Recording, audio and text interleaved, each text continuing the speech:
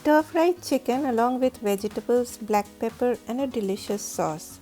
This chicken recipe is quick and easy to make. Namaskar and welcome to Curries with Boombi. Today I will make stir-fried black pepper chicken. So let's get started.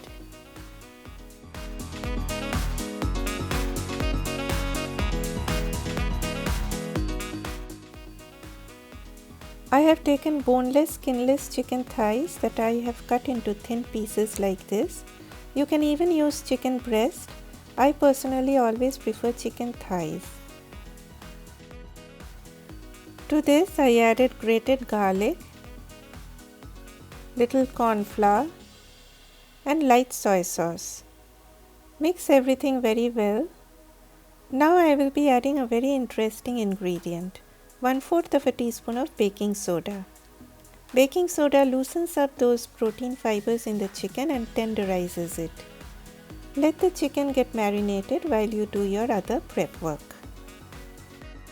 Coming to the vegetables now, I need a green capsicum. You can use any color according to your choice. Cut it into medium-sized pieces, more or less similar to the size of your chicken pieces. As you know, in stir-fry recipes, all the ingredients must be close to similar in size. In that way, they get cooked evenly and uniformly. Then I need a medium-sized onion. Slice it. They should be of medium thickness. Then I will be including a medium tomato. Quite an unusual ingredient for a stir fry, but I like to use it for this particular recipe as it gives a nice flavor to the sauce. Always choose a firm tomato for stir fry recipes.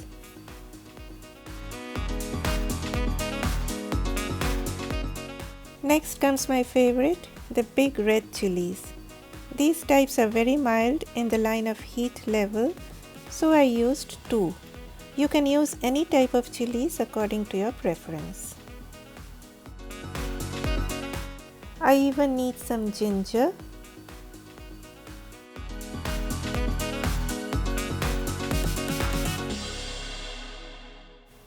Then some garlic. Do not mince the garlic too fine as they may burn because you have to stir fry at a very high heat. Finally, I have taken only the greens of green onions. You can even use coriander leaves if that is more convenient for you. Then comes the most essential ingredient, the black pepper, as it is black pepper chicken recipe.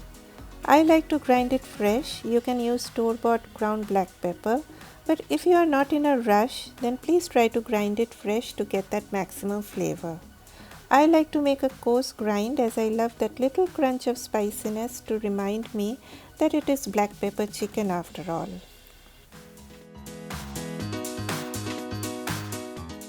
Now let's make the sauce. 1/2 cup of water. You can even use chicken broth instead as it will add more flavor. Light soy sauce for that saltiness. Dark soy sauce for that deep color. Chili sauce to brighten up that flavor. Tomato ketchup. Little bit of vinegar. Just a teaspoon of cornflour and a teaspoon of sugar to balance the flavor. Mix everything and your sauce is ready.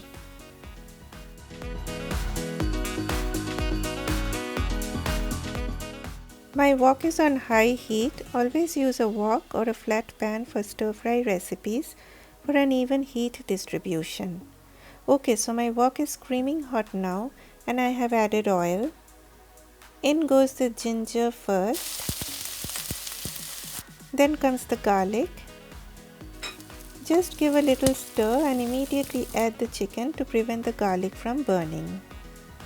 Spread out the chicken in a single layer so that each piece touches that hot surface of the wok and gets browned up. This initial bit of searing of the chicken locks in those juices.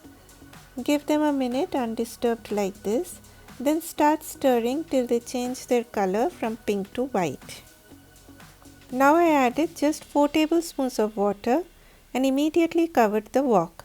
The water along with the corn flour will form a juicy coating around the chicken and that is my purpose here, to make the chicken taste juicy and tender. Keep it covered for about 5 minutes on high heat. After 5 minutes, my chicken is almost done, and I don't know whether you can see the thick liquid around the chicken. That is what I was talking about earlier. That liquid will be coating your chicken and will be making it juicy. Next comes the vegetables, then the red chilies. Sprinkle little bit of salt. Do not add too much of salt as the sauce already has a lot of soy sauce in it. I will be adding the ground black pepper as well. Stir everything on high heat. Remember that your ingredients should never be steaming, but frying, so the heat should never be low. The vegetables will render out moisture, so you need to keep on stirring till all that moisture dries up. See, all that liquid has dried up, so time for the sauce to dive in. Pour it all around and let it come up to a vigorous boil. Then stir everything. Do a taste test at this point and adjust the seasonings if required. Then add the greens. The sauce has thickened up and that cornflour is making everything look so shiny and glossy. Serve this with a bowl of hot steamed rice, or it goes very well as a side with chow mein. If you have any questions or comments, please drop them in the comment section. Check out other recipes on my channel and please consider subscribing as it means a lot to me. Eat healthy and stay healthy. Bye bye.